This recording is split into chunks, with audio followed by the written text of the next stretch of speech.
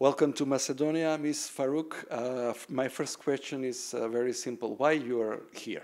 Oh, well, it's my honor to be here in Macedonia. I was invited by the U.S. Embassy actually to lead a workshop with local civil society organizations that are interested in really enhancing their current programs and their capabilities to promote peace, to promote social cohesion, harmony, and to really kind of tackle some of these issues that are relating to radicalization, to violent extremism. Yes, the issue of violent extremism is going to be in a focus in Macedonia. And recently, American Ambassador Mr. Bailey stated that there is some 150 people who were fighting in the side of ISIS. But my question is, what is the difference between violent extremism and terrorism?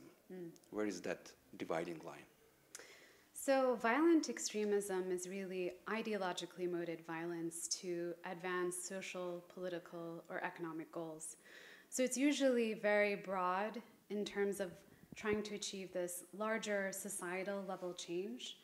And it's not really related to any one particular type of group. So although I think the media tends to focus on the threat coming from groups like ISIS, Al-Qaeda, Al-Shabaab, the Taliban, we also have to keep in mind that there is a very similar threat that is coming from nationalist groups, from white supremacist groups. We're seeing this kind of develop across the rest of Europe as well as other parts of the world. Within the US, we have a number of other different types of issue-based extremist groups as well. So is it a kind of relations with political extremism? So our research indicates that actually there are many different factors that might influence radicalization to violent extremism. Political conditions could be one of them, but we also have to keep in mind that there are sociological conditions, psychological conditions, economic factors that influence it, as well as ideological. What usually you advise governments or communities as an early warning measures for tackling violent extremism? I think the biggest thing that communities need to do is understand how can we prevent violent crimes. So a lot of the same factors that we would look out for somebody who might be vulnerable to recruitment are things like somebody who is struggling with social alienation, somebody who is struggling feeling marginalized. Maybe they're being bullied in schools. They feel discriminated in the workplace. Maybe they have political grievances which they feel they cannot address any other way. So we have to recognize those issues that individuals might have. Maybe they're increasingly combative of their beliefs. They essentially feel that violence is the only justifiable means to achieve the change that they're looking for. So following your explanation, that means that education is very important in these measures tackling the violent extremism. Oh, absolutely. Education, promoting critical thinking skills, having constructive dialogue. When it comes to some individuals who are struggling with employment or having a sense of purpose, direction in their lives, maybe developing programs that give them a greater sense of identity, investing their skills in positive, constructive outlets. Yeah, I said earlier that Macedonia expects some 150 fighters to be back.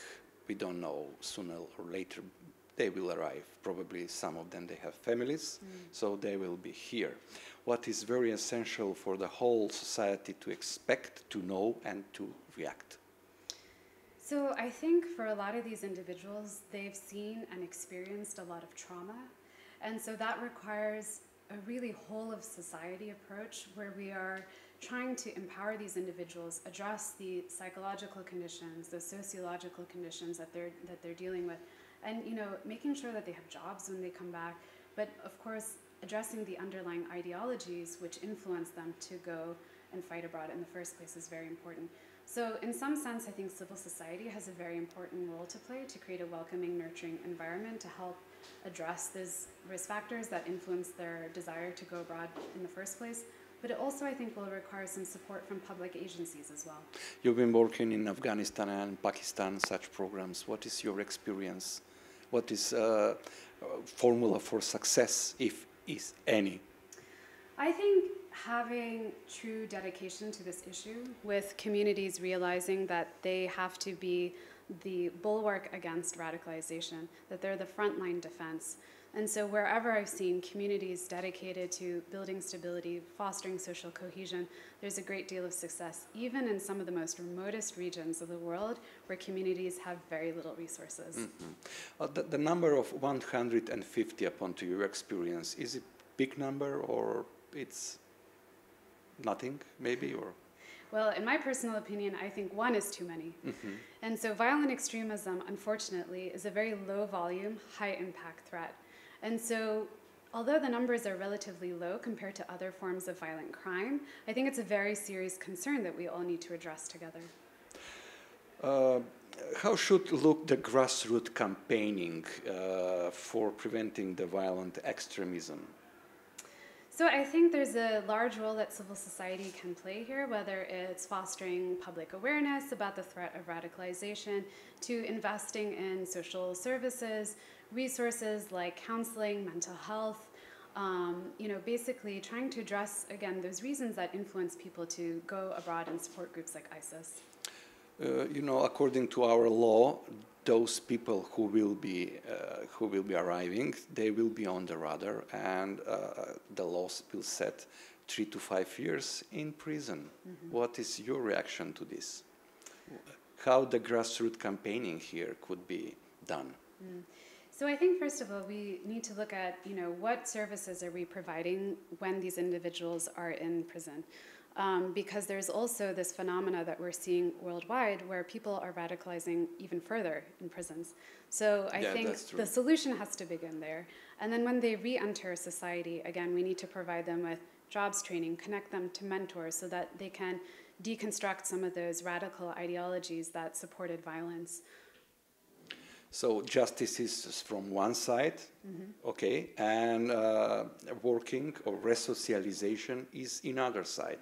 Where is that common line? How it is difficult to find it, or what is your experience? I think, because it's such a multifaceted threat, we have to come at this from every possible angle. A lot of people think that it's just simply poverty that's influencing radicalization. Well, it's not that simple. There are a number mm-hmm. of different reasons. Sometimes it's a very rational decision for why somebody would like to support a violent extremist organization. And I think we as a society need to understand, where is that desire coming from? Yeah, mainly the people from this group is that they're Muslims. So mainly, maybe not 100%. So what should or must do the Muslim community in Macedonia? I think we have to be really careful, first of all, that we're not stigmatizing the Muslim community because, of course, again, the threat of radicalization could influence any faith community. And we've seen this very much so in the United States, where the same recruitment and radicalization techniques to join an ideologically motivated gang or a nationalist militia group could very well also apply to a group like ISIS. So I think the Muslim community, alongside the other faith community, they really need to come together to create a cohesive, civil society effort in partnership with mm-hmm. local law enforcement and government officials. Definitely not stigmatizing the whole Muslim community. Mm-hmm. Yes, you're coming, I think, from the United States. Yes. And maybe it will sound strange for you that yesterday in Poland, in Warsaw, it was a huge gathering by fascist organizations movement in Europe. Mm-hmm. So this is another problem actually of violent extremism in the heart of Europe. What is your reaction? We have Muslim radicalization, we have Christian radicalization in the face of fascism. It's a lot of job probably. Yes, unfortunately. I mean, the threat seems to be metastasizing, and I think that is partly because we have yet to really focus on the ideologies that are fueling intolerance, that are creating divides in our social fabric of our societies.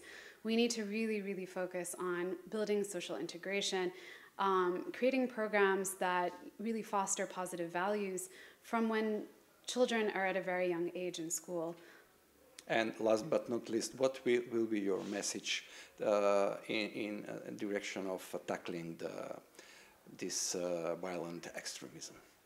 I think based on my initial interactions with the civil society organizations here, there's a great deal of interest and social capital that can be invested in this issue.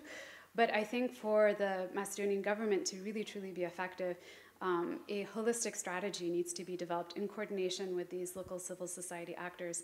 They understand first and foremost, what are the factors that are causing radicalization, and what are the grassroots resources that they can invest to prevent it.